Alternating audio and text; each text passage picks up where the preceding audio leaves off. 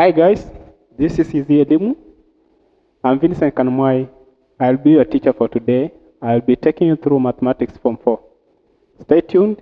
Welcome. Today we are going to learn about Statistics 2, the second topic of Form 4. And we shall start by introducing the units or subtopics which we shall be dealing with. And that is, we shall deal with the measure of central tendency, mean using assumed or working mean. We shall also deal with the quartiles, percentiles, and deciles. And we shall also deal with the cumulative frequency using finding the median using cumulative frequency, graph or known as Ogive. At the same time, we shall look at dispersion of data, that is measure of dispersion. For example, being given a data as shown above, that is data of A, B, and C. For example, let's say it's max distribution for some candidates. May it be Form 4, Form 1, Form 2, or Form 3. And we can see that from the data above, if we sum up all the data in this process in group A, we shall find that the summation of the data in A is amounting to 500. If it's the marks of students score in a certain subject, then we shall find it is amounting to 500 marks. And then the total students taken into account, or the data taken, is approximate to 10. Actually, it's a total of 10, giving us a mean of 50. That is the mean mark. And that the summation of the data B, we are finding it to be 620 marks. If it's the data given in terms of marks, we are getting it to be 620. And the total number of students still remain the same, and that is 62 marks. The data of C, we are finding it to be a total of 420. If you sum up all the data in C, you will find it is summing up to 420 marks. And if you find the mean mark of that data, you will find that it is giving you a total of 42 marks. What do we notice from the three data? We are noticing that the first data was 50 as the mean mark. The total was 500, but on division with the total number of the data distribution, we are getting the mean mark of A to be 50.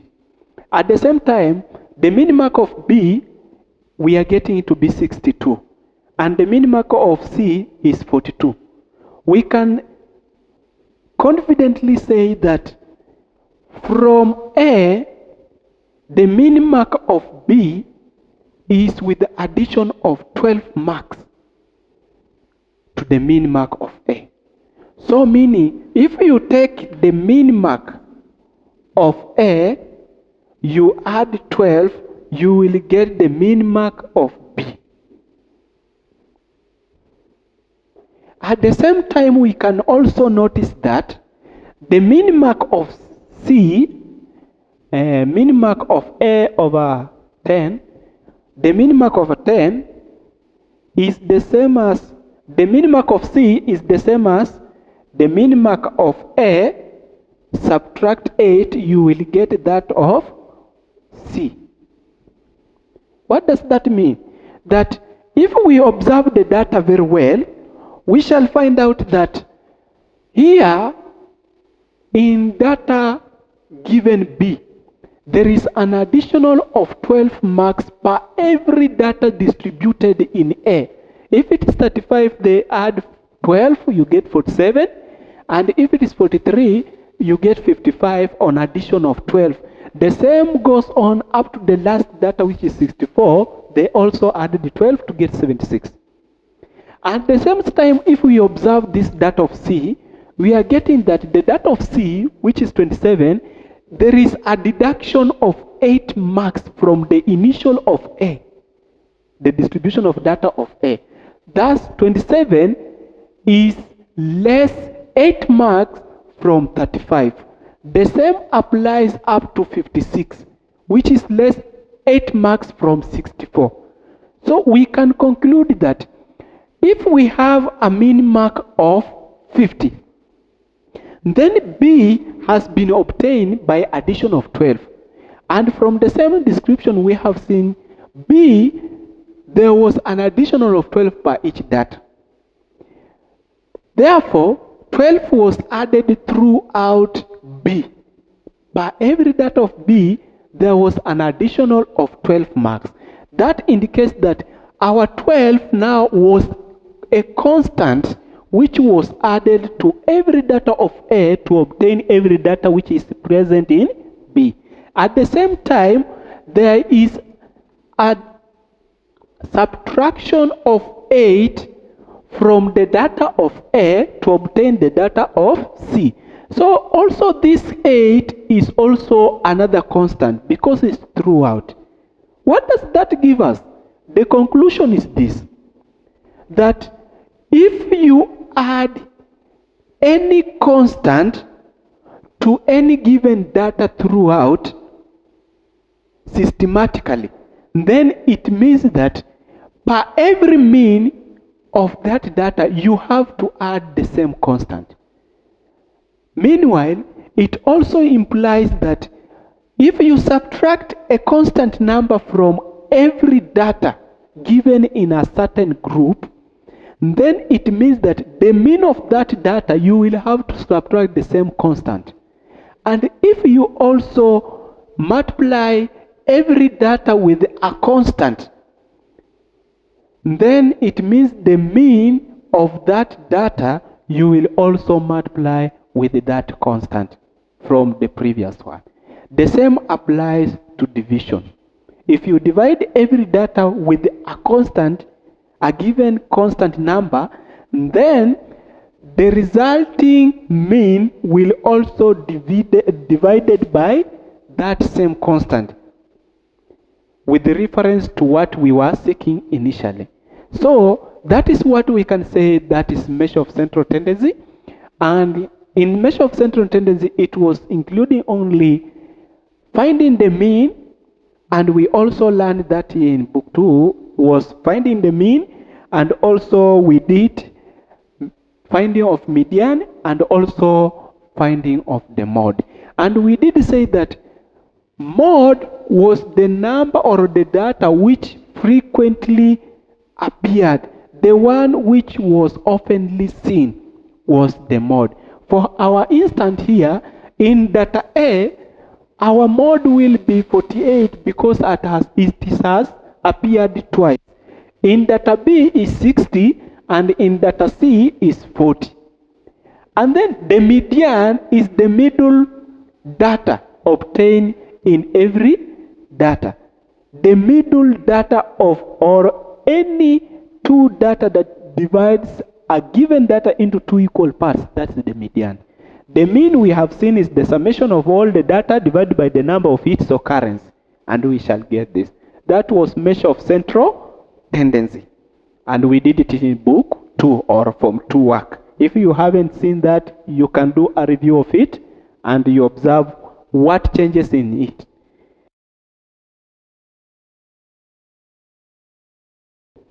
Mean using assumed or working mean.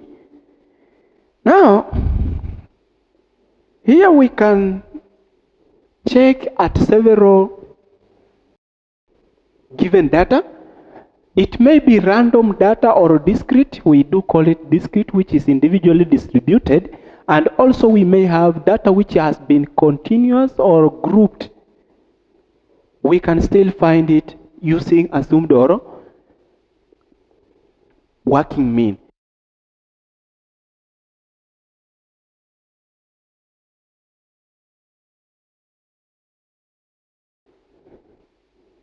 That is our mean, and it is discrete. I just arranged it in a column way so as to make it easier for our working. And here we have 495 up to 507. That is our mean. Let it be called x. And from assumed mean, we always take a mean which can be like every kind of mean which we will find, it is surrounding that kind of a mean. Like for our data here, if you observe very keen, you will find that the mean usually will lie about 500 if you observe keenly, because they are muchly distributed above 500. Or if you have difficulty in choosing the mean in a discrete data, then you have to take the highest plus the minimum divided by 2. It will also give you the working or the assumed mean. And then from there you proceed as we shall do. In finding mean using assumed mean, we shall use several ways. The first way of which we shall use is a way by which we shall take x, then we subtract the assumed mean. The assumed mean or working mean for our instant here, we can take any of it, but which looks like it is nearly to what we have. For instance, we can take here, let's take 500 for example, because almost all the data is lying approximate to 500. If we take our assumed mean, if for example I say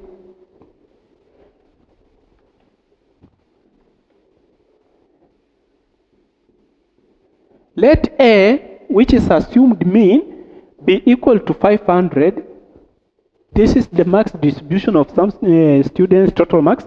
And then let's say A equals to 500 marks. And then it means that X minus A, we shall obtain something here. Like for instance, here it will be negative 5. Here is negative 4, negative 3, negative 2, 1, negative 1, then 0, 0, 1, 1, 2, 3, 4, 5, 6, and 7. That is x minus a. And if we take x minus a, then this one we can say it is equivalent to t. Let's say if we take x minus a, we shall find a certain thing which we have found here, certain data, and that one we equivalent it to t.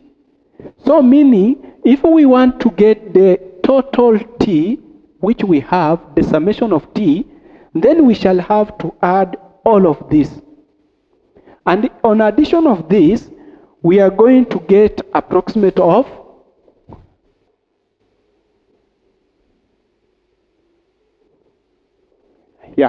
we are going to get approximate of 20.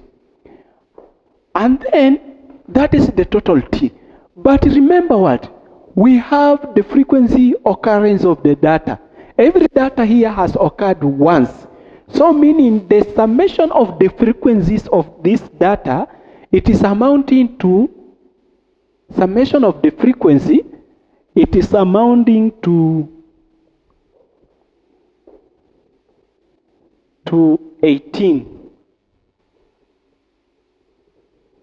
Yeah, it's amounting to 18. So if we need to find the mean of t, which we present it or we denote it as t cut up, t with the dash up, that's the mean of t, then this one, it shall give us summation of t over summation of the frequency, which we now obtain it as that was 20 over 18, and this gives us 1.111 up to something. So we shall take our data up to that point, for example. And this is our t, that is the mean of our t. So if we need the mean of this mark, then we shall take the assumed mean plus the mean of t. Our assumed mean was 500. We add to the mean of t, which we find it to be 1.111, and we get our our total mean here now will be 1.111. And this is our mean using 500 as our assumed mean, whereby we said to get t, we take x minus the assumed mean, where x is the data given or distributed. Then if you do that, you are going to end up with the data as we are obtained below. The same case can happen to a continuous data. That was for the case of discrete. Discrete is the data which is distributed individually, as we have seen. And then the same thing or the same case can happen to a continuous data. For instance, if we have a grouped data or a class of data as this is a continuous data. If we want to find the mean of this using the assumed or working mean, then if the data is given in a continuous form or in a group, we have to find the midpoint or the middle point of the data. For instance, the middle point is found by taking the initial, you add it to the second, then you divide by 2. That is 100 plus 103, then divide by 2, you will get 101.5. The same applies to 104 minus 107 plus 107, then you should get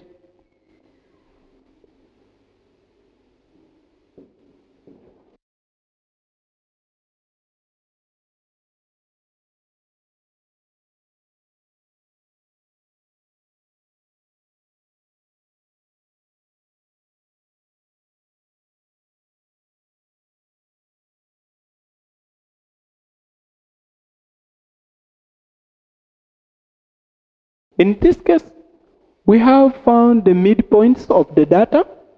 Now we need to find t, where t is equal to x minus a. Now here we have to be having this frequency distribution. That is frequency 1. This is 15. The data occurred 15 times. This one occurred in 45 times. And the other one was 31 times. This one was in 8 times, then this one I think is 1 or 3. This one is 3. Occurred 3 times. Then we have this one. So for the case of continuous data or grouped data, assumed mean will always come from the class having the most appearance, the model class. For instance, here our model class is 45. So meaning the assumed mean will come from this class. And that will be 108 to 111. Then we have found that our assumed midpoint was 109.5. So we shall let our assumed mean or working mean to be 109.5, because that is the one which is occurring in the model class. After getting that one, then we shall find t, whereby we take x minus a. If we take x minus a, for this case, our x here will be represented by the midpoint. Our midpoint is what we are referring to x for this case. Then our assumed mean is 109.5. So if we take 101.5 minus that one, we do get -8. Here it gives us -4. Here it will give us 0. Here it will give us +4. Here we are getting +8.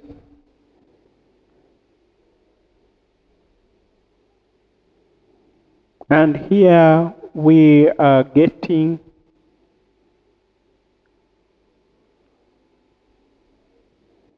approximately 12. Having that kind of data, then to get the total TF, the TF is the summation the product of t and the frequency. We need to get this, you multiply by the frequency, you get what you have, and this one will give us -8, this one will give us -60, this one is 0, this one will give us 124, this one 64, and this one is gonna give us 36. So we shall take the summation of the frequency and the summation of TF. From this point, we can do by taking the summation of the frequency. If we add 66, you get is 100. And then from that case, if we add the total of this one, the summation of TF, we are going to get 156. So if we have something of 156 and we have here 100 as our F, then we can get the summation of TF of summation of F. This is what we refer as T. We need to get what is the mean of T so that we may add it to our assumed mean. And if we do that way, we are going to have 156 divided by 100, whereby we are getting something like 1.56. This is the summation of the mean of T. After getting the mean of T, then we have to add it to assumed mean, whereby now our mean, or let's say the mean of X now, it will be equivalent to assumed mean plus the mean of T. And therefore, we have 109.5 plus the assumed mean, which is 1.56. And if you add the two data, you are going to get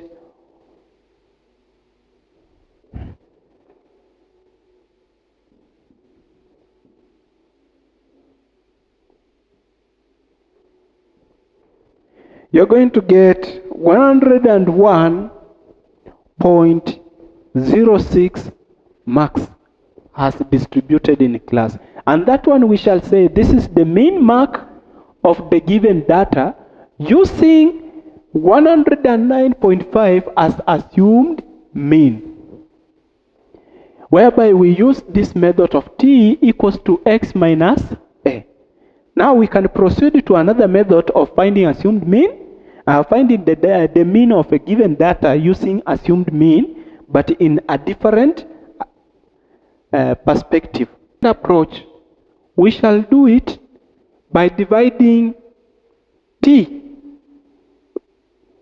Before dividing T, we shall divide the value of X by 4. And then also to the assumed mean, we divide by 4. And then we find the value of T.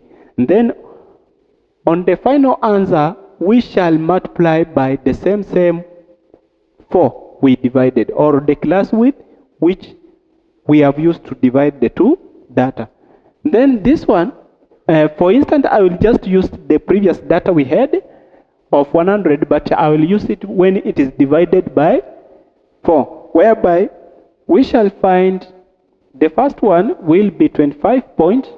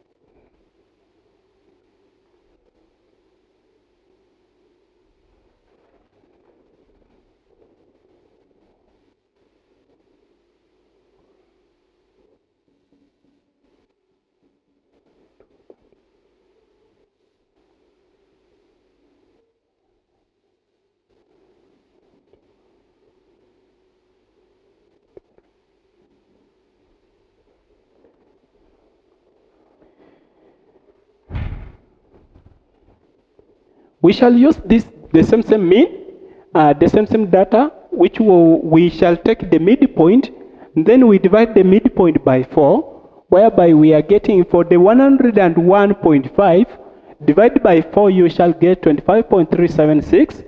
Continuing from that point, then we shall get the rest of the data according to the data how it was respectively. Then if we do that, then we shall find that if we take A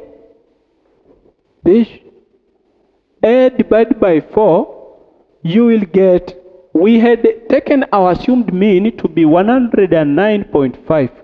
So meaning if we divide this one by 4, then we shall get our A over 4 is equal to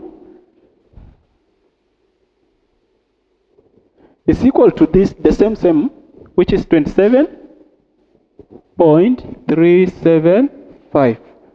So after getting the same value, we shall now find our, firstly we have to find our t. We shall find t here, and we shall say t, it will be x over 4 minus a over 4. Because that is what we are seeing we are doing.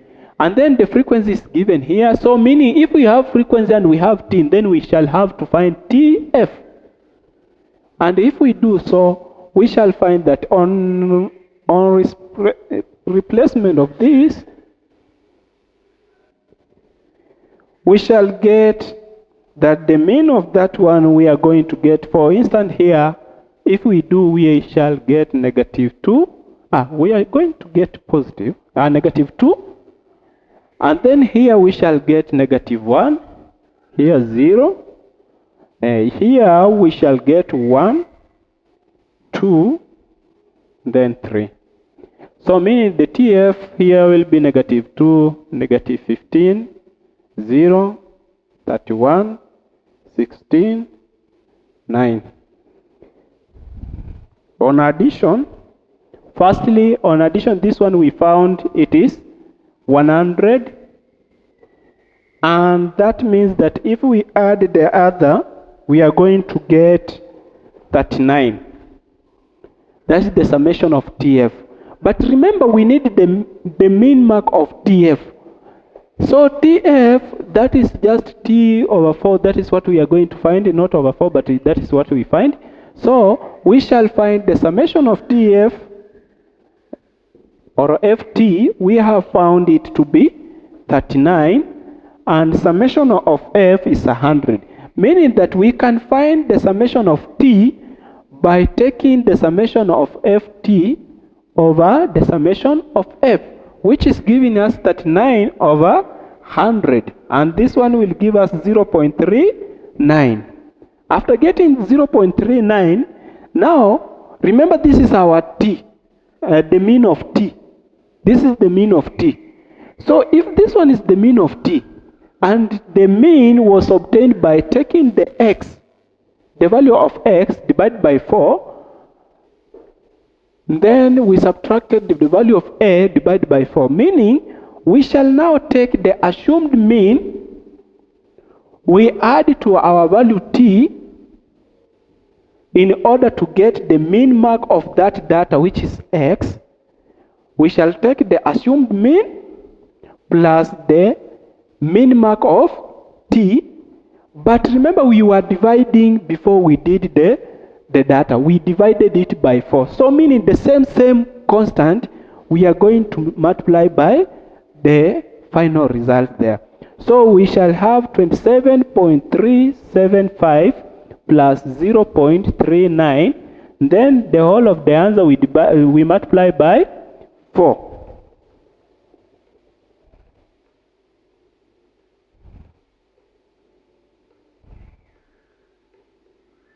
And it's going to give us 101.06 marks, of which is the same mean as what we had already found.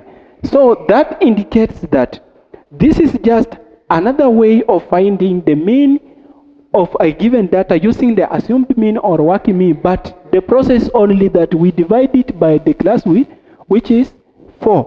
We divide it by 4 first before, the answer is also multiplied by the same constant we divided with, which is 4. And we get the same answer as the mean of x. We shall see the final working for ourselves here, whereby we are going to divide it by the class width. And I have our data here.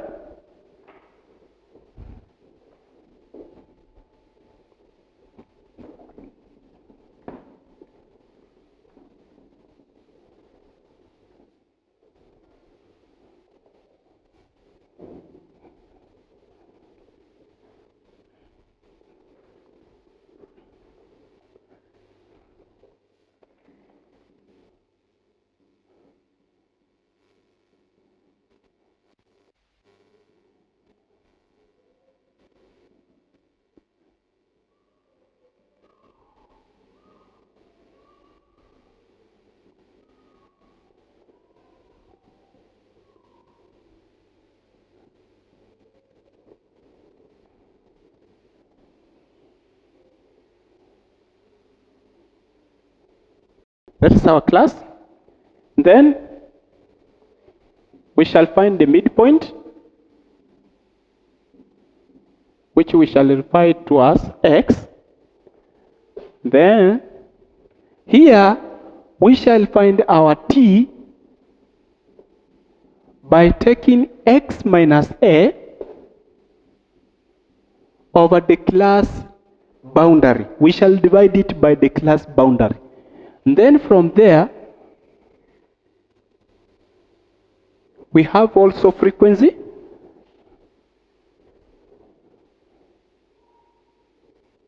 The frequency I shall indicate by letter F. And for the first one, we have 3.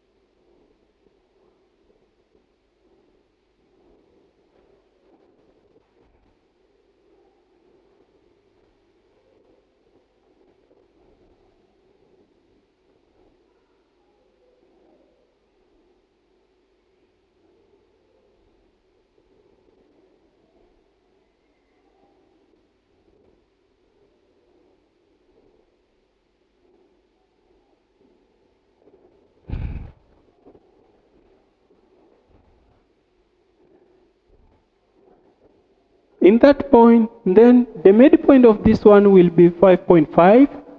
Here will be 15.5, 25.5.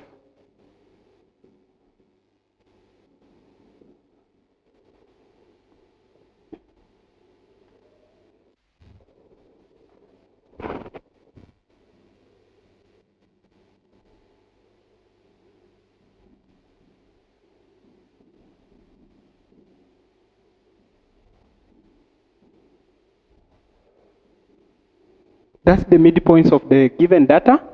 And we shall find our t. But firstly, before we find our t, we need to find what is our assumed mean. And to find that assumed mean here, we said before, in a grouped data or a continuous data, to find the assumed mean, we look at the model class. And here our model class, we are finding it to be 11. So taking 11 as our model class means that our assumed mean lies between that class, which means we shall take the midpoint, which is x, as 45.5 being our assumed mean. So in short, what I mean is that let our assumed mean or working mean be 45.5 marks.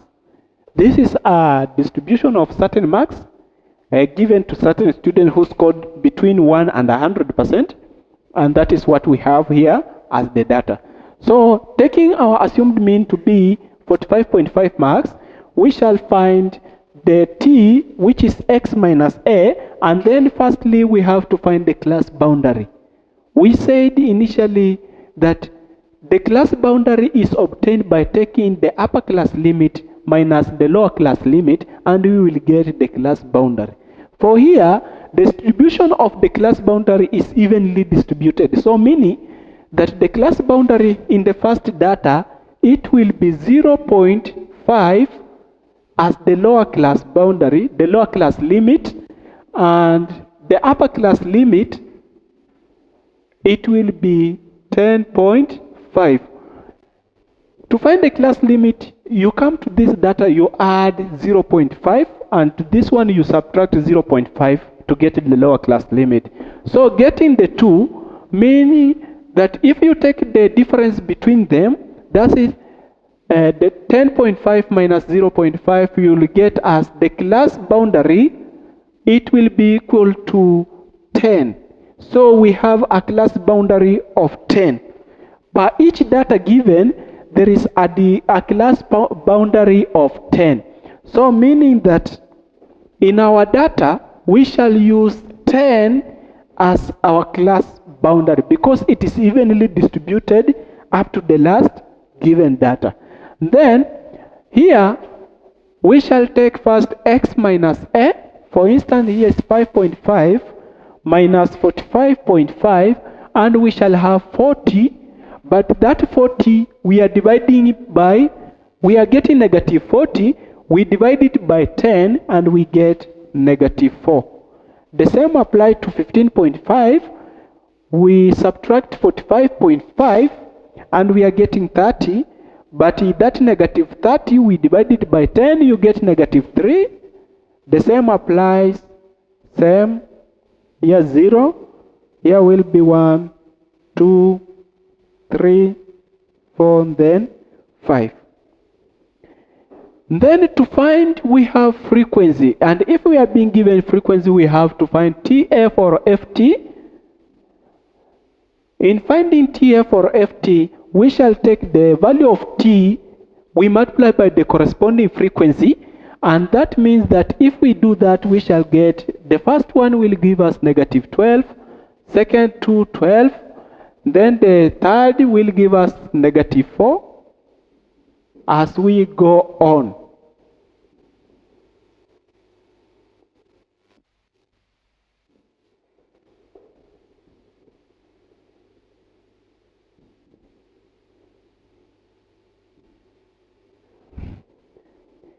Now, we have to get the summation of FTF and also the summation of FT. We are going to get here is 2. And this one will give us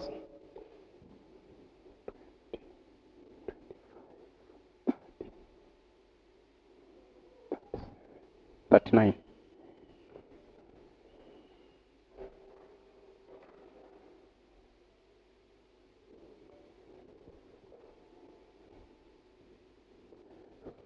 Actually 40. Thus, we can obtain T, the mean of T, from the above, and T is equivalent to summation of Ft over summation of F, which will give us, the summation of Ft we have found is 2, and the summation of F is 40, giving us a value of 1 over 20, and this one on decimal, putting it into decimal, we shall find is 0.05 marks. This is our T cut, which is our mean for T. Then we have to find the mean of X. But we know for finding X, the mean of X, we shall have to take the assumed mean or working mean, we add to the mean of T, but remember we were dividing both of them by the class boundary, and our class boundary was 10. So on the resultant data, we have to multiply by 10. So we shall multiply by the 10 that we divided with. So in doing so, we shall find that a plus t, which is now a is 45.5 plus t that we found is 0.05 as our mean of t. Then after getting the answer, we multiply it by the class boundary, which is 10. And we shall find this one to be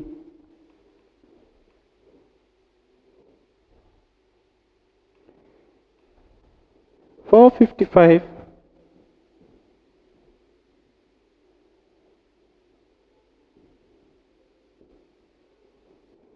455.5, and that is the mean of that data. And we can also say that we can find the mean of any given data by playing just with the digits, so long as you know how to find t and the way you want to locate it. You can decide to divide it by the class boundary, divide it by 4, or you can decide to add, you can decide to subtract, or even to multiply. But remember, what you do to the data, the reverse should be done to the mean after getting the t. If you get the t, you add it to the mean, then you have to do the reverse that you did to the data. If it's subtracting taken from the data, then it means that to the resultant mean, you also have to add, because you subtracted. And if you divided, you will have to multiply, to subtract. And if you multiplied, you will have to divide the resultant mean. We did learn about the mean, median, and mode. But today we are being introduced to another kind of data dispersion or data arrangement, which is known as the quartile, percentiles, and deciles. This one are still under the measure of central tendency, whereby we can obtain a certain data regarding to what we have here. For instance, in case we have been told to determine the quartile of a given data,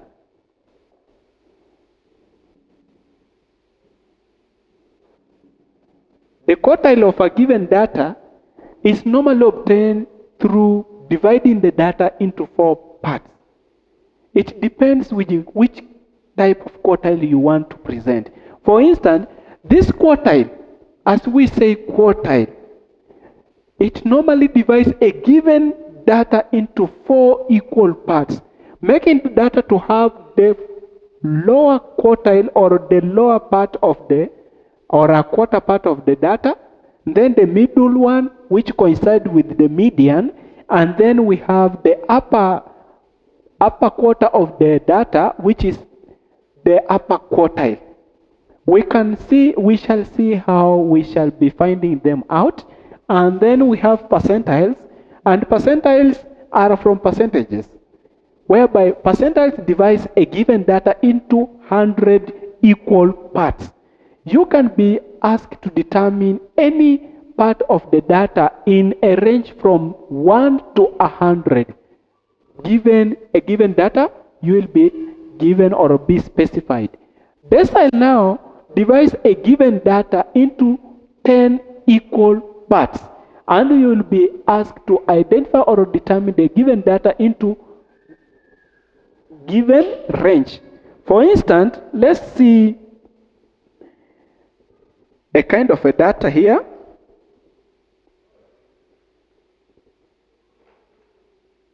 Let's have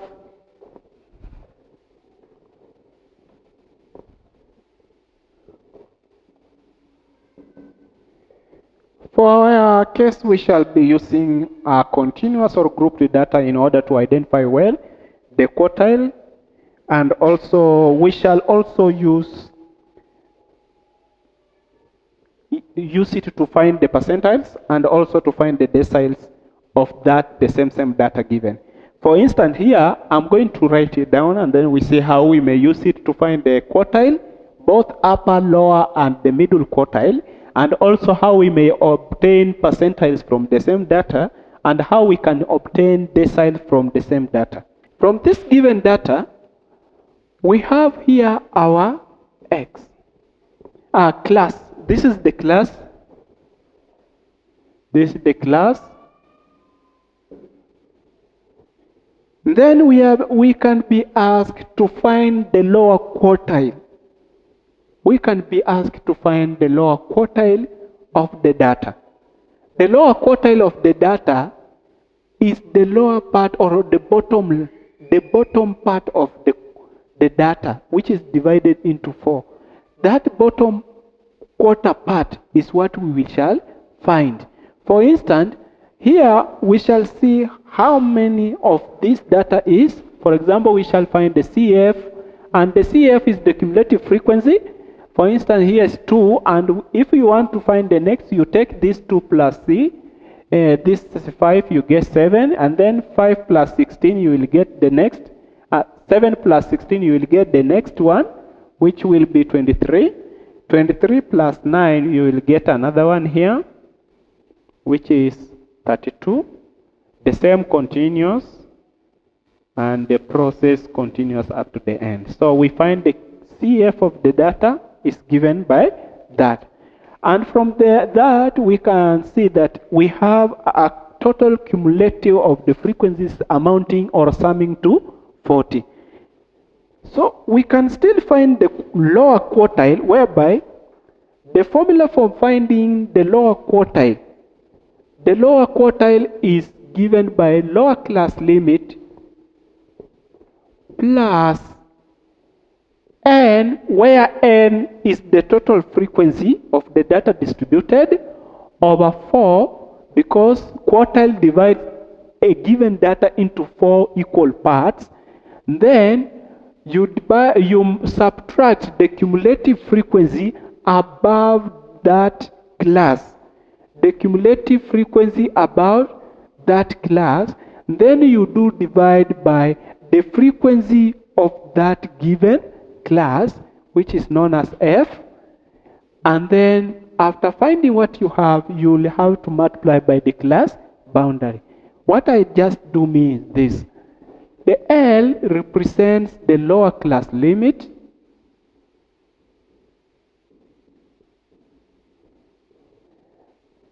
N is equal to cumulative frequency total, or a total number of frequencies,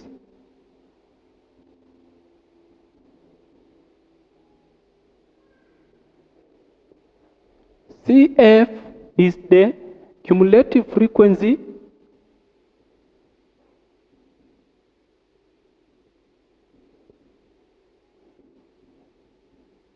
above the class. Then F is the frequency of the class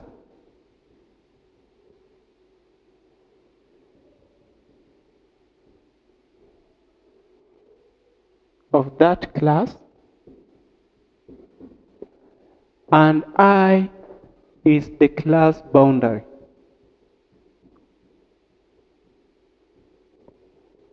That is what we have there.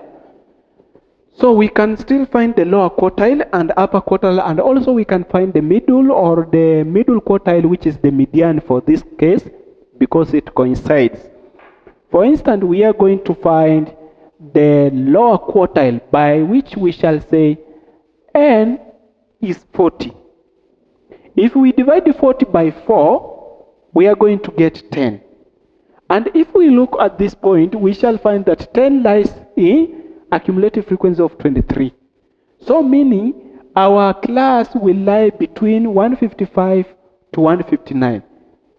But the lower class limit of this class, we said you subtract 0.5 to find the lower class limit. So if we subtract 0.5 from 155, we shall get 154.5 as our lower class limit.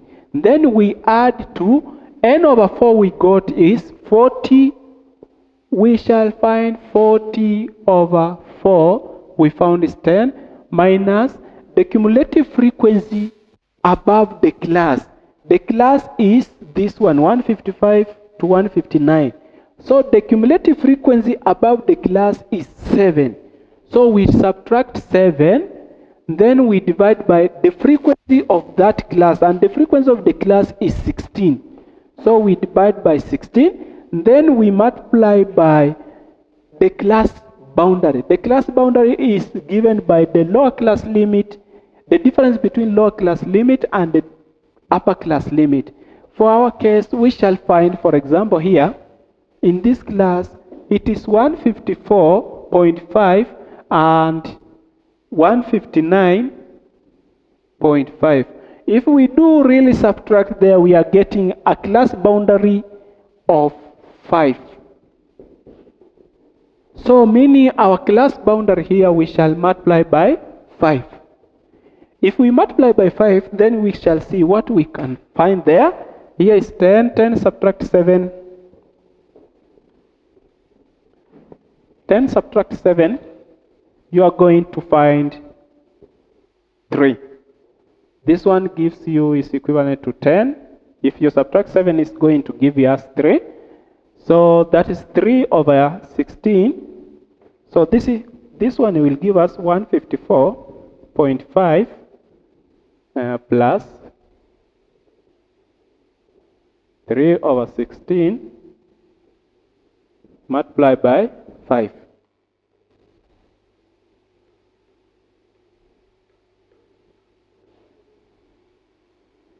And we find it will be 154.5 plus 0.9375. If we sum it together, we are going to find 154.5. Added to that, you are going to find 155.4375 marks, for example. This is our lower quartile. That is our lower quartile. We can still find the upper quartile of the data. We have found the lower quartile of the data has been given in that case. We have seen how we can find it. And at the same time, we can still find the upper quartile. And the upper quartile is found by taking the upper part of the quarters, which will be now the third part of the quarter. We found the lower quarter. Now we are going to find the middle, and then also we will find the upper. And the upper one will be the third quarter.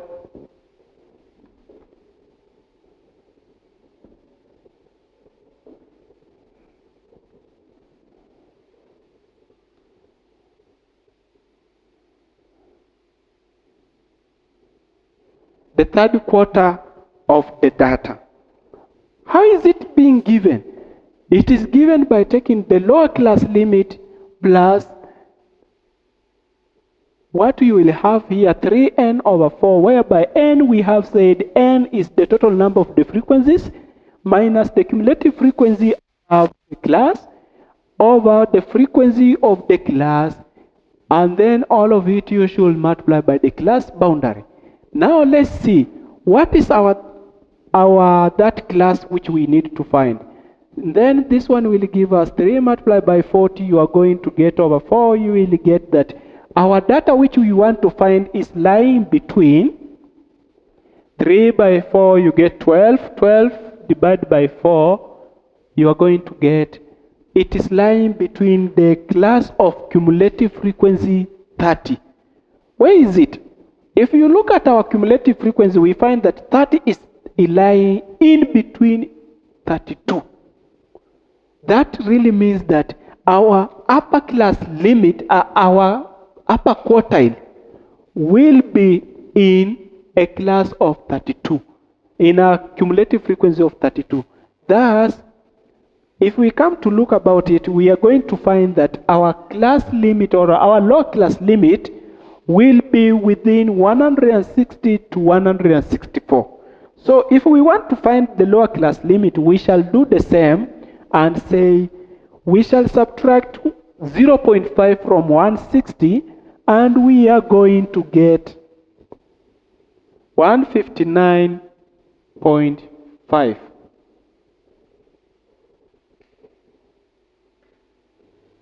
We are going to get 159.5 as our lower class limit.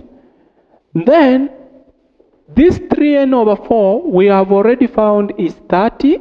We shall subtract CF above it, the class boundary above, the cumulative frequency above our 32, and we shall find it is 23. So we are going to subtract 23, and at the same time we shall divide by the frequency in which the class lies, and that is 9. The frequency of the class is 9, and then we are going to multiply it by the class boundary. And if you look keenly, you will find that the class boundary here is between 159.5 and 164.5, and you are going to get the class boundary as 5. So meaning this one will be 5, because if you take the upper class boundary, which is 164.5 minus 159.5 as the lower class the boundary, you will now get 5. And if you do this one, we shall obtain, this is for upper quartile,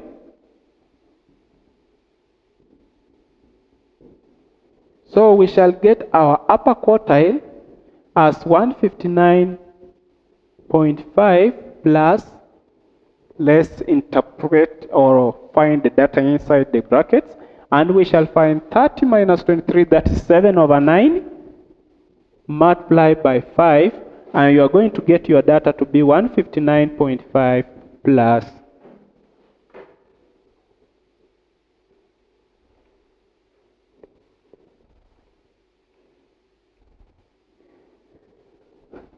3.889. And if you do the same, you will find 3.89 plus 159.5. You are going to get 163.389. And this one is what we have as our upper quartile. We saw how we can find the lower quartile, and this is how we do find the upper quartile. Now, we shall find the middle quartile, which coincides with the median. The middle quartile is just the half of it. So this one changes to a half. So it will be n over 2 minus CF over F. Multiply, the formula remains the same, but what changes is only here. So what we are going to have here, we shall find the median, and if we take 40 divided by 2, we are going to get 20. And we shall look where 20 lies, and we shall find 20 lies in 23. So meaning our class boundary is between 155 to 159. So what we are working with a lower class boundary or a lower class limit, which is 154.5. So the median we shall find 154.5. We add 2. Here we shall first take the first data, because it's an even. We shall have to find 2 data, then we divide by 2 because it's an even number. The first one we are going to use when n, we divide by 2, we get 40. That is the 20th person. Then the second one we shall find the 21st person. So let's first find the 20th person, and that will be 20 minus, because n over 2, we are going to get 40. So n over 2 is 40 minus CF above it. So if we are using the 20th person, then the cumulative frequency above 23 will be 7. So will be 7 over, the frequency will be 16, because it is the 20th. The frequency will remain 16. Then we multiply by the class boundary, and I think the class boundary doesn't change, because if you do that, you will find the class boundary 154.5 to that one. You are just going to get the same thing, which is 5. So if we do that way, we are going to get 20 minus 7 will give you 13. So it shall be 154.5. This is the median or the middle quartile. 154.5 plus 13 over 16 multiplied by 5.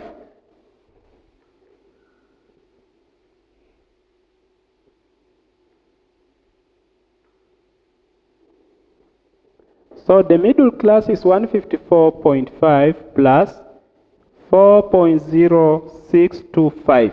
If you add up or you sum up the two, you are going to get 154.5. So it will give you 158.5625. This is the 20th person, 20th mark, what we are getting as the median of the 20th. But because it is an even data, we also have to find the 21st. We have to find the 21st data. So if we do that, we are going to have this way.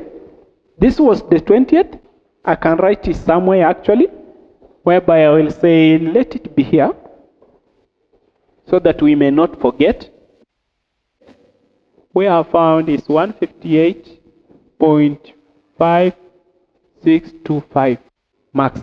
So we shall not forget that one. Then we have to take the 21st. If we take the 21st, still lies in the same cumulative frequency, so meaning the class will remain be the same. So the lower class limit will remain to be the same. That is 154.5. Median of 21st. And then we are going to take the total frequency here, will remain to be, now it will be 40 over 2, we are going to get 20 as normal. But remember the cumulative frequency of the first 20th we found is 7. For this case, we are including that 20th. So meaning the cumulative frequency above that 21st will not be 7, but will be with a reduction of 1. So it will be 6. Then the frequency of the data will remain the same, that is 16. But the class boundary also remains the same. So will be 5. So if we do that one, we are going to get 154.5 plus, so this one gives you 14 over 16 multiplied by 5. And on doing that,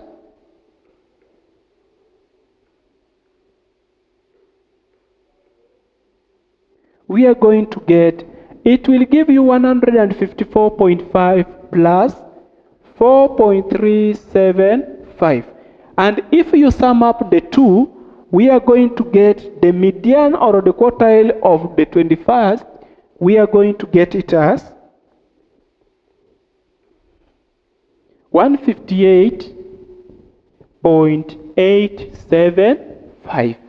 That's the median of the 21st, or the quartile, the middle quartile of the 21st. We are going to get it as 158.875. But remember the 20th was this. What is the importance of having the two median? It is because our data was even number. So we had not the middle number. So we have to sum the two middle numbers. Then we divide by 2 in order to get the median or the middle quartile. So we shall take the 20th data, then we shall add to 21st median or data we have find, and this one we shall divide by 2 in order to get what we want as the median. So on doing that, we are going to get the middle quartile or the median to be 158.875 plus 158.5625, and then the both of them we are going to divide them by 2. So on dividing the 2, we are going to get first, the summation will give us 317 0.4375. And then on dividing by 2, it's going to give us as 158.71875 as the median or the middle quartile. And this is the result, or which we can approximate to it to be 158.72 to 2 decimal places. And that is how we can find the lower quartile, the upper quartile, and the middle quartile, which coincides with the median. We shall see the next, which is the percentile and the decile.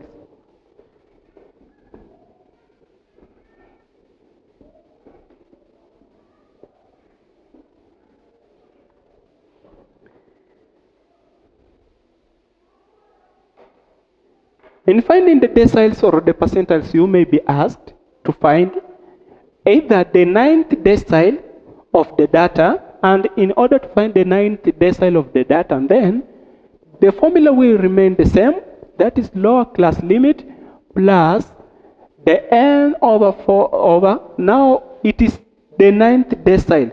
If it's the 9th decile, we know decile divides a given data into 10 equal parts. Now it will be the 9th decile, but our data is given with a sum of n to 40, and then we shall divide it by 10. We subtract the cumulative frequency above the class, then we shall divide it by the frequency of that class and multiply it by the class boundary. For instance, we shall first find what does that 9th decile represent in terms of cumulative frequency.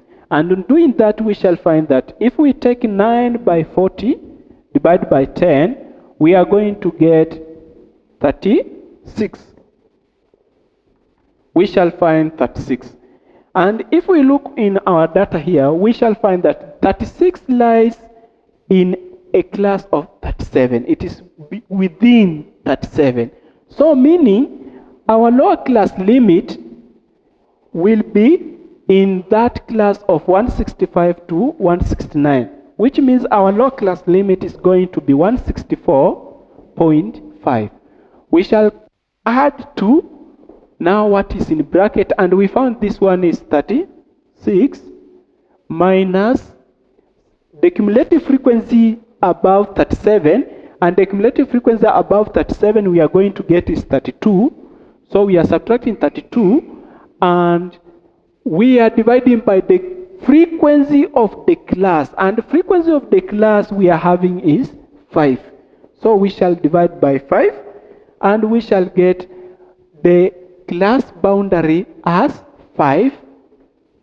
We say class boundary is found by taking the upper class limit, then you subtract the lower class limit of the same class, and you will find here for this instant is 5. If you do that way, you are going to get the 9th decile will be equal to 164.5 plus, if you subtract here is 4 over 5, and that is 4. So plus 4, and you will get your 9th decile is going to be 168.5. And that is what is the 9th decile. It depends. If you have been told to find the 5th decile, you shall just only replace this 9 by 5. If it is the 3rd decile, you replace 9 by 3. If it's the 4th decile, you replace this 9 by 4. And if it is the 6th decile, you replace 9 by 6. It depends with which value you have been asked to find. Then we shall go to find the percentiles. We shall tackle an example on percentiles. And as we have said earlier, we say that percentiles divides a given data into 100 equal parts. For instance, for this case, if you have been asked to find the 70th percentile, how much will it be? So if it's the 70th percentile, we shall just introduce here 70th over 100 minus that, the formula remains the same. And in doing that, we shall find that if we take the 70th of the percent of the data, which we have is over 40, on division we are going to get, this one is going to give us a class frequency or a cumulative frequency of 28. And on our given data, we are finding 28. This 28 is lying within 32. Is in or is within 32. So meaning our class boundary here, or our lower class limit, is within 160 to 164. It lies in this class. So meaning that our class lower class limit will be 159.5. Then we add 70 over 100 we have found. This one, all of this is giving us 28. We subtract the cumulative frequency above the class, and we shall find the cumulative frequency above the class is 23. And then the frequency of the class is 9. So we subtract 9. And then the class boundary remains the same. That is 5. Because if you take 164.5 minus 159.5, you are going to get 5. So on doing that, we are going to get the 70th percentile is equal to 159.5 plus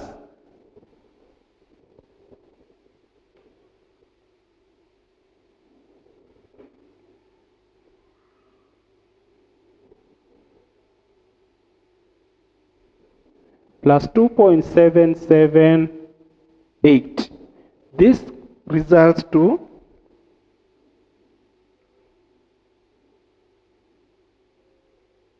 162.278. So we are going to get the 70th percentile as 162.278. What does that mean? If you have been asked to find the 30th percentile, you just replace the 70 here with the 30. If you have been asked to find the 25th, you also replace 70 by 25. If you have been asked to find the 60th percentile, you just replace this 70 by the number you have been asked to find. And the formula remains the same, but the value will be determined by the data which you have been provided with.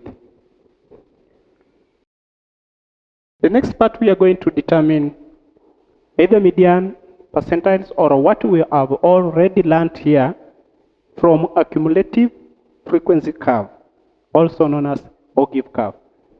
Here, students, cumulative frequency curve is also known as Ogive curve. It is an S-extended like structure whereby it is plotted on upper class limit against cumulative frequency of the given data. For example, if we have a data given like, given the data below, whereby the F, this is the class of the data. Our F is 2, here is 6.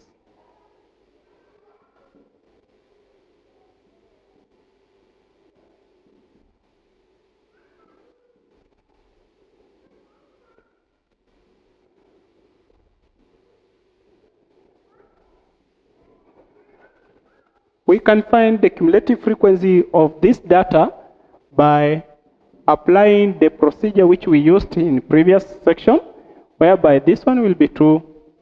2 plus 6, we are getting here 8. 8 plus 15, we shall get 23, as it goes on.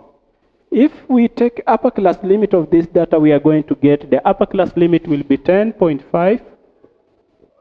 Here will be 24.5.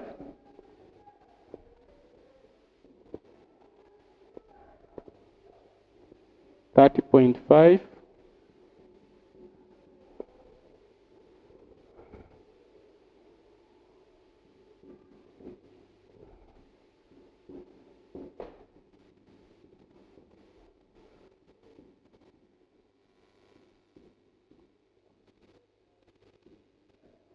That's how upper class limit is found, by addition of 0.5 to each data. And from that one, we can draw an Ogive, or a cumulative frequency curve, from this given data, whereby we have the cumulative frequency and we also have the upper class limit. You can decide to choose your scale, but remember to plot the cumulative frequency on upper class limit versus the given frequencies. For example, let's choose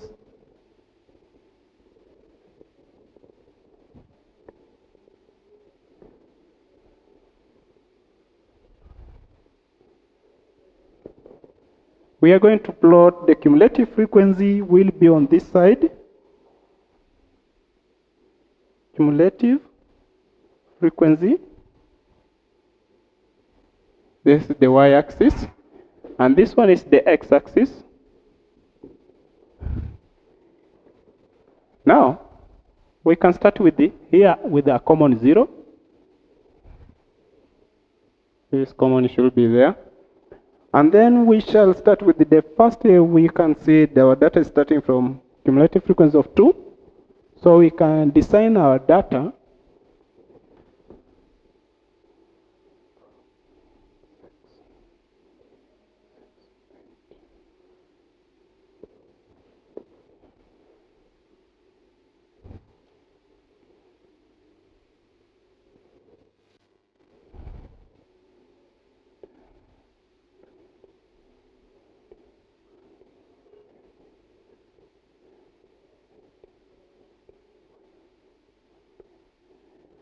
so this 10.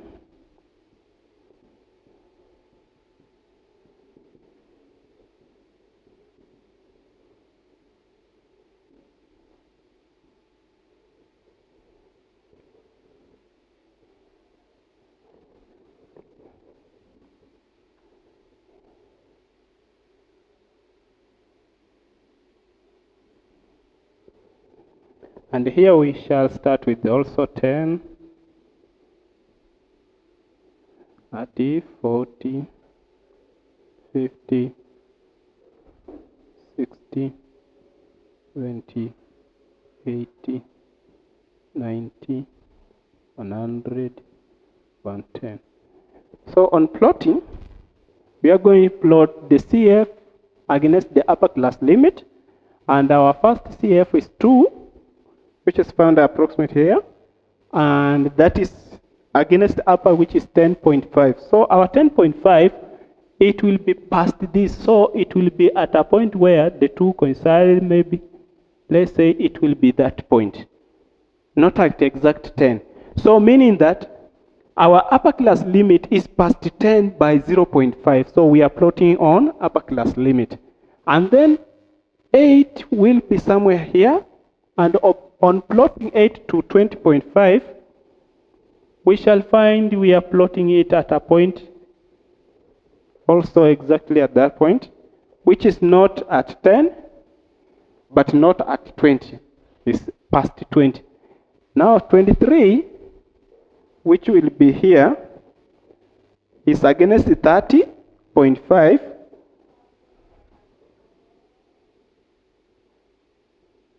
And 30.5 will be somewhere here.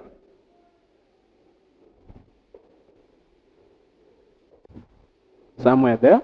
And then 43 against 40.5. 43.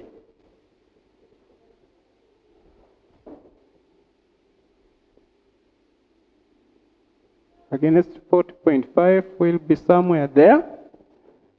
And then 67 will be somewhere here against 50.5.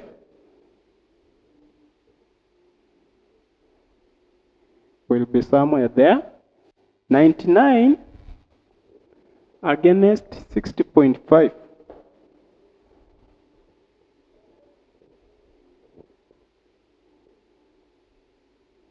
$60.5. 101 against 70.5.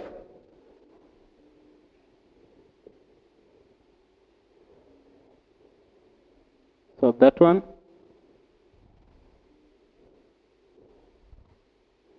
going to be here. 115. 115 against 80.5.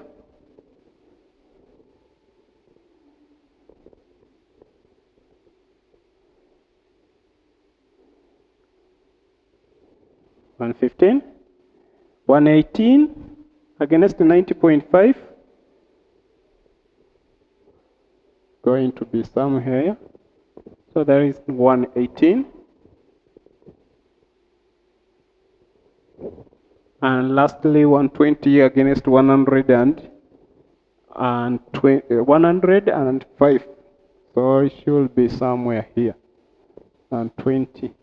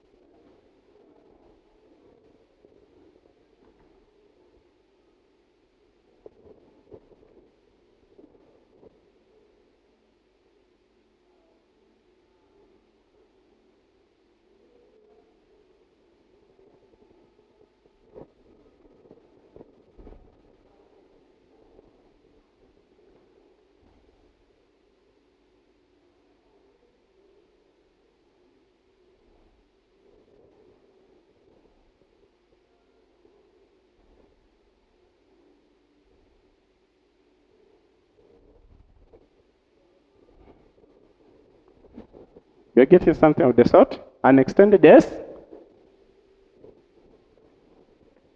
That is an extended S. That is a cumulative frequency from the data given. If you plot it on a well-labeled graph and which has the boxes well, you are going to get something of the sort. And from this graph, it is easier to identify every kind of question you may be asked according if it is with accordance to median, quartiles, percentiles, and deciles. For instance, if you are being asked the median of the data, you will just take 120 divided by 2 and you get 60. 60 is here. You get the corresponding value of 60 on the x-axis. You just do this way with a straight line or a ruler. Then you find the corresponding value. If it's there, you find that value.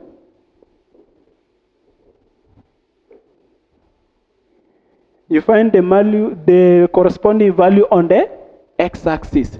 And if you have been asked to find the lower quartile, you will take the data which is 120 divided by 4 and you will get 30. So you will come here and find where is 30. Then you draw your straight line or a dotted line using a ruler. You find the corresponding value on the x-axis. What you will find here is now what we refer to as lower quartile. If you have been asked to find the upper quartile, you will take 120 divided by 4, but you multiply by 3. Then you shall get this answer as 90. This 90, you will come here and find this corresponding value of 90.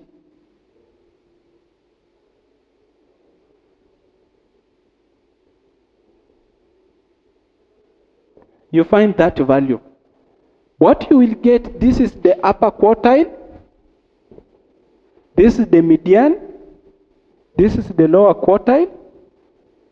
And if you have been asked the percentile, in case of a percentile, you will just get what percentile you have been asked, then you multiply by 120, you take n over 100 multiplied by the percentile you have. If it is the 70th, it's the 70th. If you do that way, this is 120. If you multiply that way, you are going to get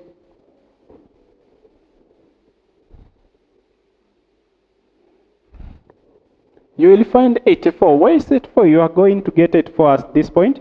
So you will go ahead and find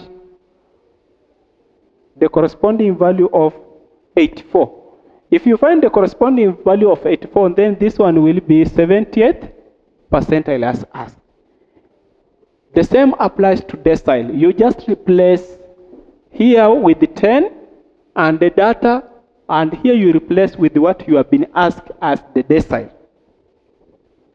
That is how we may find given data using a cumulative frequency. First, you have to find the upper class limit, and the second thing of the data, you have to find the cumulative frequency of the data. Then you have to plot it on a well-labeled diagram, that is a graph. After labeling it and drawing on a well graph, you will be able to identify all asked questions concerning quartile, median, deciles, and percentiles. Measure of dispersion, we have seen that it is the closeness or further distributed of data to the mean. It measures how close a given data is and how far is a given data is to the mean.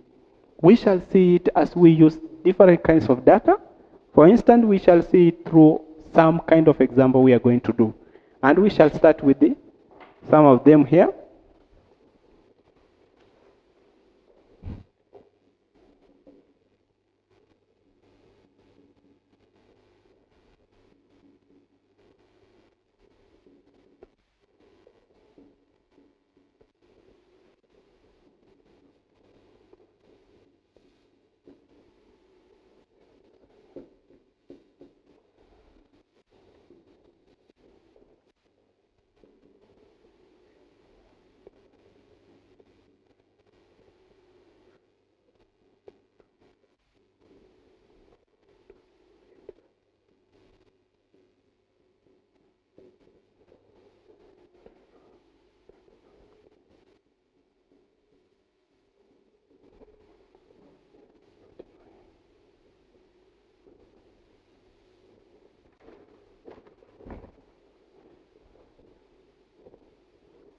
That is our given data.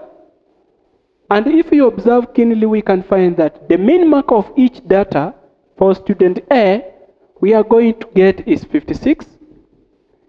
And that mean mark of student B is also 56. And that means we can't get anything else from that. So, if the two data are clear, they have the same mean. But the distribution of the data is differently. So meaning we can find another measure of dispersion from this data, which is not told from measure of central tendency. We can find the first measure of dispersion by finding the range. And we can say that the range of a given data is the highest value minus the minimum value. That is, for example, the range of A will be, you take the highest value in A and we find it will be 66 minus the minimum value in A, which is 45.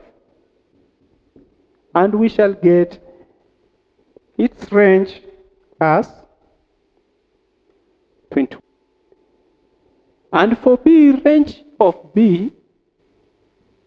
range in B, we are going to take the highest, which is 87. We are going to subtract the minimum or the least, which is 24. And we shall get the range of B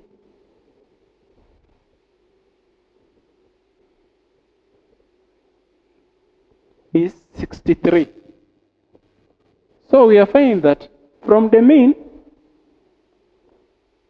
the range of A is giving us 21 and range of B is 63. Meaning this one is closely distributed to the mean, but this one is further. It is more away from the mean. That is the information being given. But naturally, this doesn't become much more clearer because it only deals with the outermost limits of the data. That is only the highest mean and the lowest, the highest value and the lowest value. It doesn't deal with the middle data even if it is distributed close to the mean. So we can't obtain the clear information from it. Then we shall see another measure of dispersion. That was the range. We shall see another one known as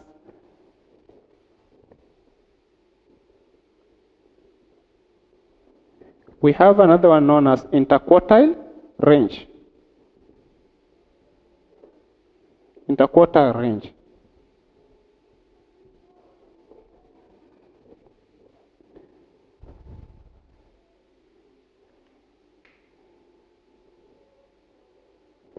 And this interquartile range, sometimes we do call it a semi-quartile range.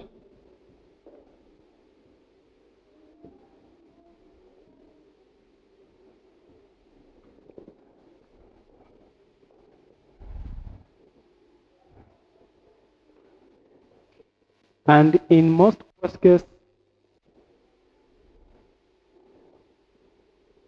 we do take the upper quartile minus the lower quartile, and that one will give you the quartile range. For example, here we shall find the upper quartile, and we shall also find the lower quartile of each data, and then from that lower quartile and upper quartile, we shall find the interquartile range by taking the upper quartile minus the lower quartile, and we will have interquartile range. The range, we said we take the highest value, you subtract the minimum value, or the highest data, subtract the minimum data. You will get range. Now, in this case, this data here, we have to rearrange it in ascending order. Firstly, it is 8. So meaning the lower quartile of A, it will be 8/4, and we shall get is 2.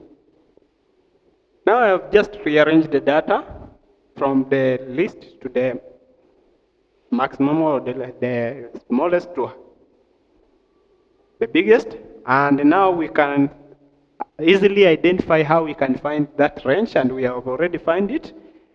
Now we are going to find the interquartile range.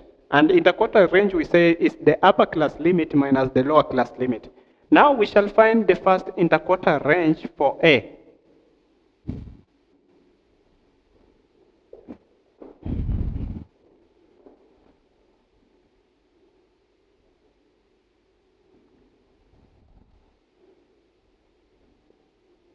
Interquartile range.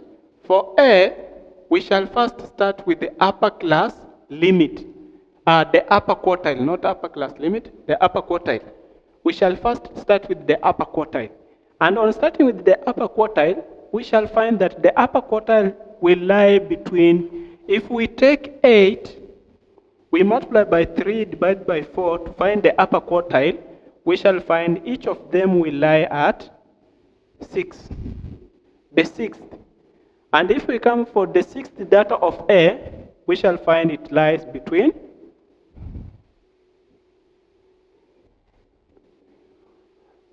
the 6th data is 57 for that case, and for the other one is 82. So the upper quartile of A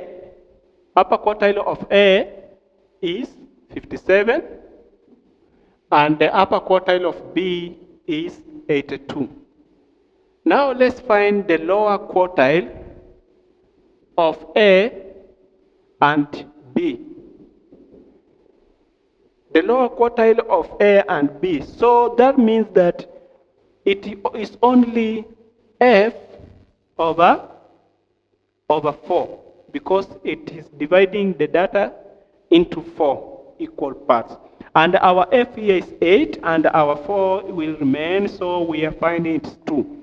So the second, so we shall find the first one here is 52. So we are getting the lower quartile of A is 52, and The lower quartile of the other one is 38. So on doing so, we are going to get that the interquartile range for the first one, it will be 57 minus 38. And it shall give you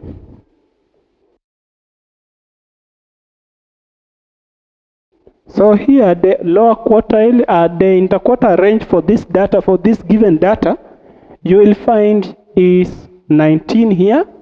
And for the other case, it will be, this is for A. And for B, you will find the quartile will be, the interquartile range will be the upper quartile minus lower quartile, which is 52 minus 38. And this one gives you 14, according to the data distributed here. If you have this kind of data, then what we have there is right. If the data is arranged in this kind of manner, what you will have here is right according to this data. So we are having for A, the interquartile range is 19 for A, and for B is 14. We shall go to the third measure of dispersion. Third measure of dispersion, yeah. And we call it semi-quartile range or quartile deviation. Semi-quartile range.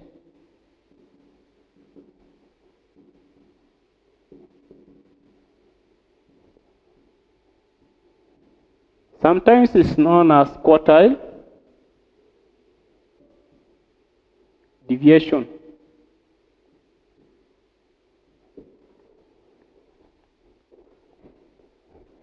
That one is located by taking the interquartile range and then you divide by 2.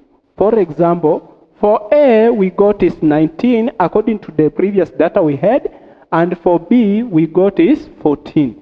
So if you get 19 divided by 2, you are going to get, your data will give you something like, that is 9.5, and for B will be 7. According to the data which we had, we are going to get that for this one, it will be 9.5, and that one, 7. But if you leave the data as it was initially in A and B, for that distribution of marks, then it will be different. For the case where we changed, it has given us a different value. Now, if you have been asked to find the range of a given data, we have said, you do take the highest value or data, you subtract the minimum or the lowest data, you will be finding the range. And if you have been asked to find the quartile deviation, the quartile range, if you have been asked to find the quartile range, you will get the upper quartile of the data without changing the data. If you change the data, you will be distorting what you have.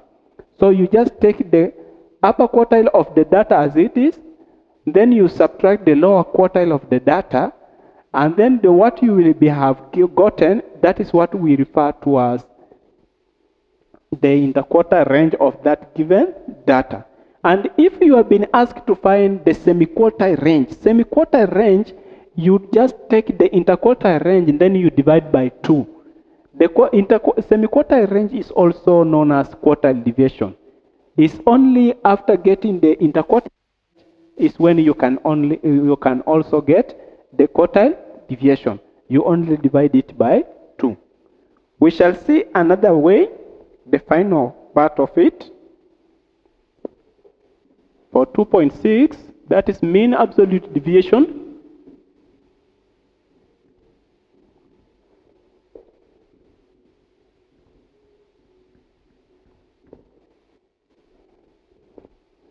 For mean absolute deviation, we can firstly find a given data, for instance,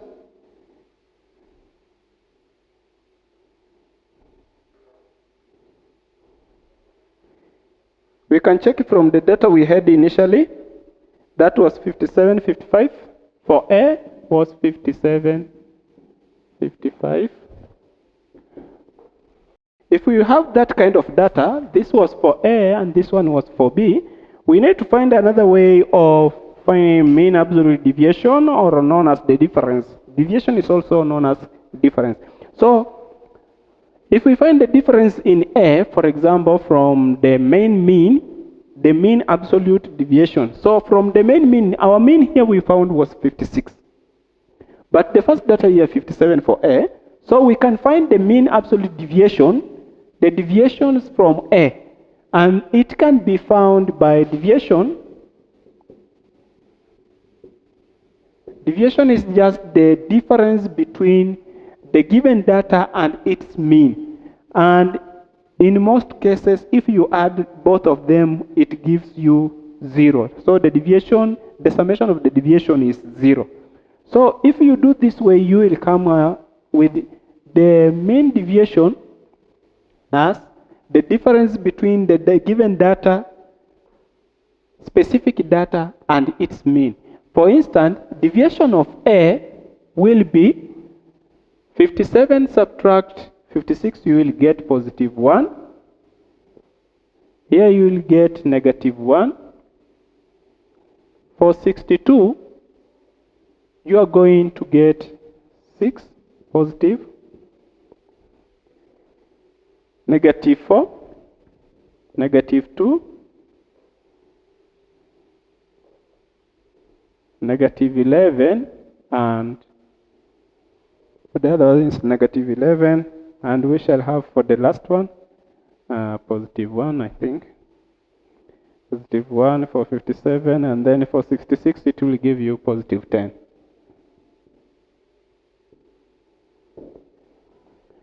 Then for B, it should give you positive 29.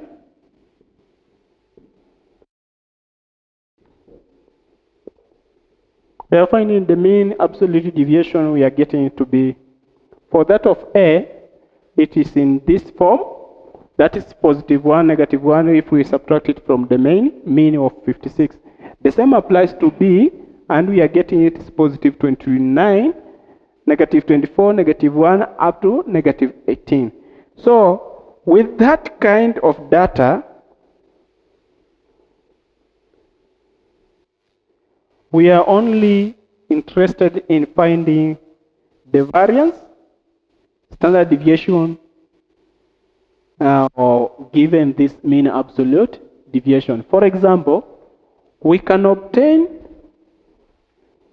the variance of this given data, the variance of data A.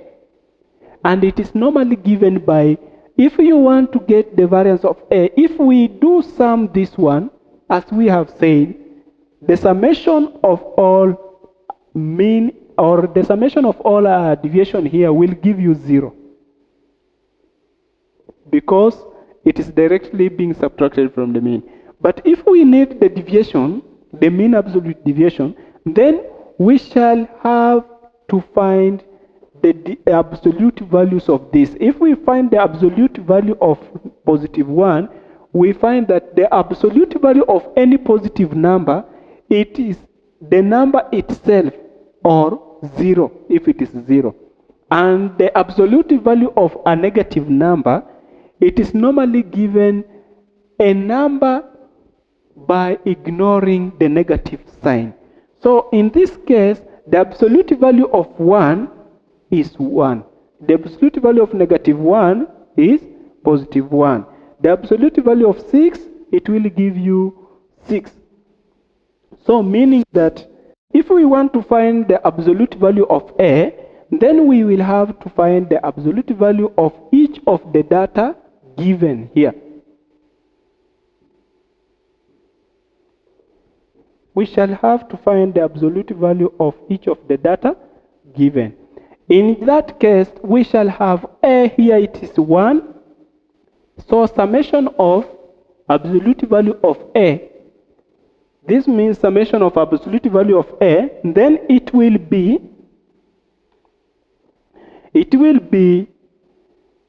positive 1, 1 plus 1 plus 6 plus 4 plus 2 plus 11 plus 1 plus 10. And we do get that this one is summing up to 36. And if we find the mean of it, summation of A over 8, we are going to get the mean absolute value to be 4.5, I think. Is going to be 4.5. So the mean absolute value of A with this one as absolute values, we are going to get it as 4.5. Then the mean absolute value of B will give us, if we do find the absolute values here, it's just the same. We are going to get 29 added to that, 29 plus 24 plus 1 plus 3 plus 31 again, plus 32 plus 22 plus 7 plus 18. And if you do all the summation there, you are going to have something like the summation of all of that. Actually, it should be the summation of the mean absolute value of B. So we are going to have it as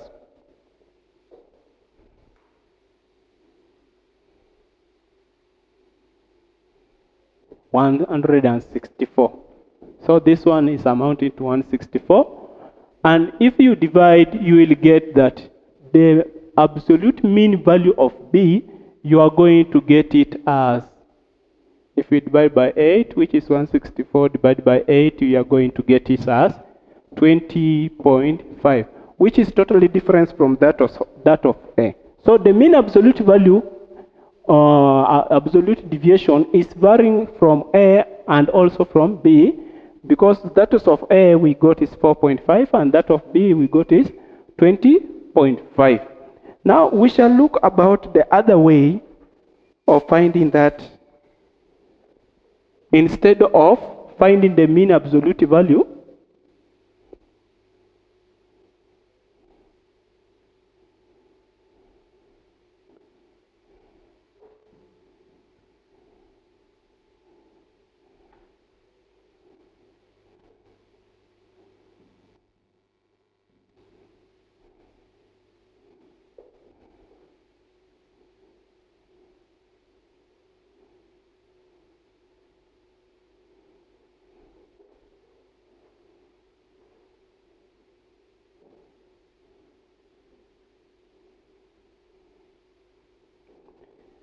we can also find the variance of that data. And the variance of that data can be given, instead of finding the absolute value of the mean of A, the absolute value of A, the absolute value of B, we only find that one by squaring the values here. For example, this is positive 1. It will eliminate the negative or the positiveness of the sign. So if it is positive, it shall remain so, and if it is negative, it will become positive, because if you square negative, it will be positive. So for this case, if I square positive 1, let's say the summation of, let's say now this one is the deviations, this one is equal to D, and also this one is equal to D. So the summation of D squared for A, it will be positive 1 plus 1. So that is positive 1. So it will be 1 plus 1 plus. Now if you square 6 is 36, 16, 4, 121, 1 plus 100 plus, that is the end. It has ended there. So it means that if we square D in A, it will eliminate the negative sign, and we are going to find that if you find the summation of D squared in A, it's already amounting to something.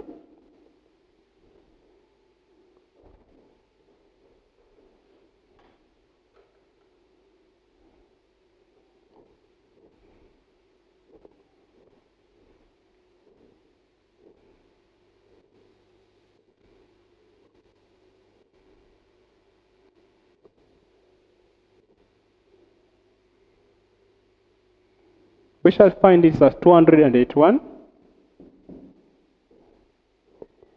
And we know this is the summation of D.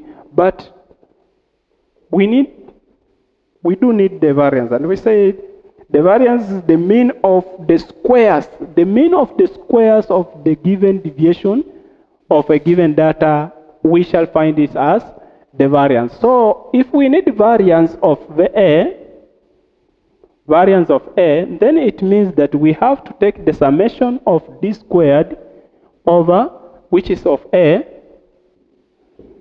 This is the summation of the deviations of A squared over, it was a total of 8. So it's 281 over 8, and you do get this one as, the variance is giving you 35.125. The same will apply to that of B. The same applies to that of B.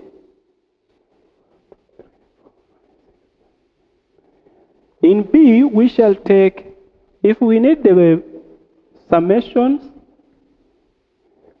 of B, now the deviations of B, we shall now have 29 squared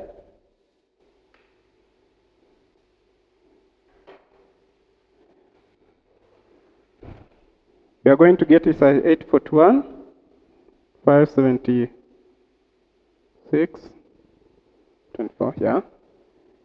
1. So we shall add all of them. 961.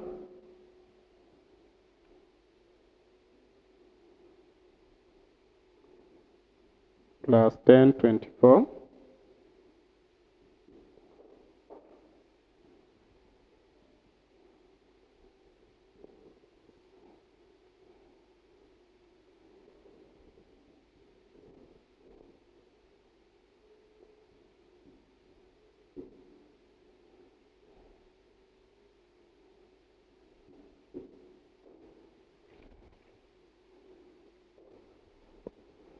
So we do get that way. And if we do sum all of them,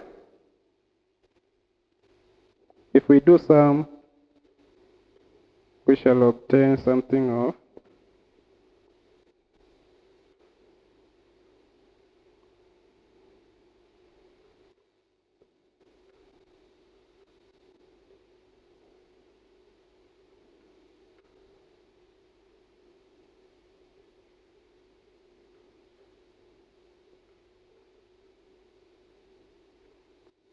we do obtain the summation of the deviations of B. If we square them, we are going to get there 4,260. And if we need the variance of B, which is the mean of the squares of the deviations of B, then it will be summation of BD squared over 8, which is equivalent to 4260. Let me write somewhere else where it's being looked where.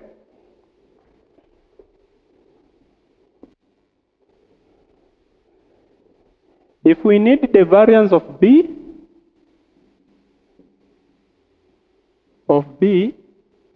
now it is equivalent to summation of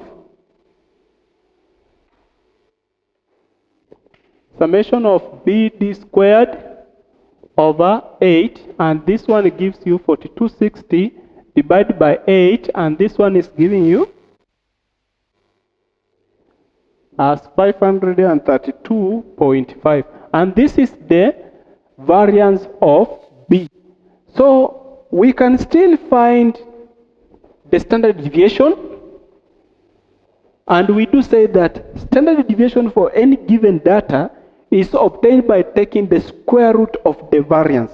If you take the square root of the variance, then you will be obtaining the standard deviation of a given data. For instance, for our given data here, it doesn't mean it is discrete or continuous. The formula still remains the same. For our data here, our standard deviation here, for example, it will be the square root of variance,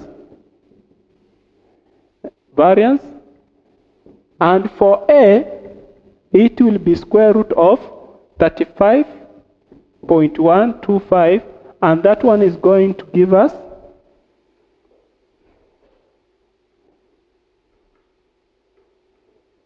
5.9266.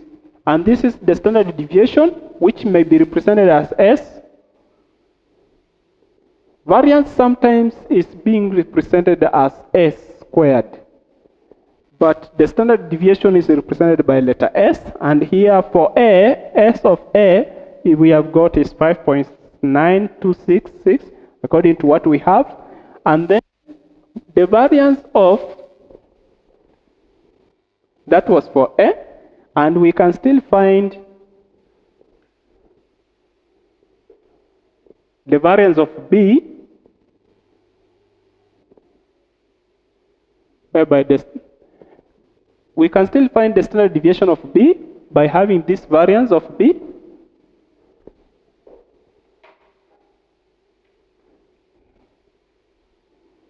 We can say that the variance of B is equal to 532, but its standard deviation will be the square root of that variance. So meaning it will be the square root of 532.5. And that gives us another answer which is equivalent to standard deviation of B as 532 square root of 532. We are going to get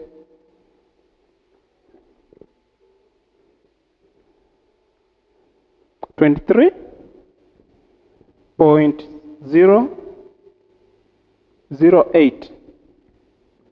That is now the variance of B at the standard deviation of B, and this is the standard deviation of A. So you can see the standard deviation of A is a little bit less, much more less, not a little bit, but it's much more less than standard deviation of B. So in short, what I mean that if we have been given a given data, we can find the mean absolute deviation of that data by finding the absolute values of that deviations. And a deviation of a given data is given by taking the data itself, then you subtract from the mean. After getting the deviation, you can also find the variance using the same deviation. And that variance is obtained from taking the deviation squared, and then you sum them all.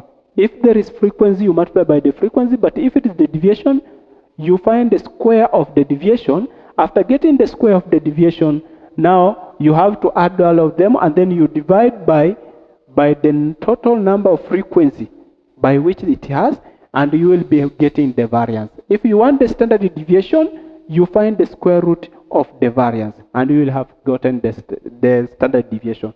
Therefore, it leads us to find this, to give a formula for standard deviation and also variance, a general formula for what we have been doing. We said to find standard deviation can be abbreviated by S squared. Standard deviation can be abbreviated by S squared. And we know that to find that standard deviation, we did say we shall take the summation of the data we have, we subtract the mean, and then after subtracting the mean, we do square, and then we divide by the frequency we have. If we do that way, then we shall have what we have. But sometimes we are being given the frequency. So after finding this one, you also multiply by the frequency of what you have. Then you shall divide it by it at the final answer, and you shall have gotten the standard deviation. If you want the square, the variance, this is the variance. If you want the standard deviation, which is S, then you have to find the square root of S squared, of which it will be equivalent to square root of summation of x minus x squared f over summation of f. That one will give you, this one is up to the end. So that one still gives you the standard deviation. This is the formula for finding standard deviation.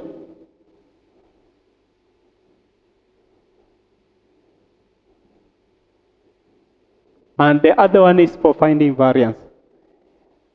And we have another way in which you can decide to separate the two. If you decide to separate the two, then it means if you want the variance,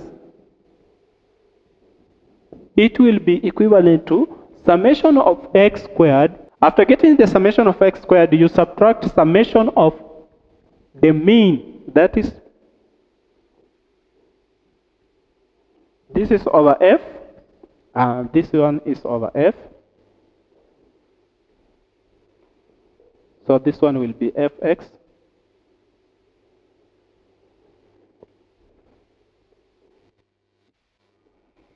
If there is f, you also include.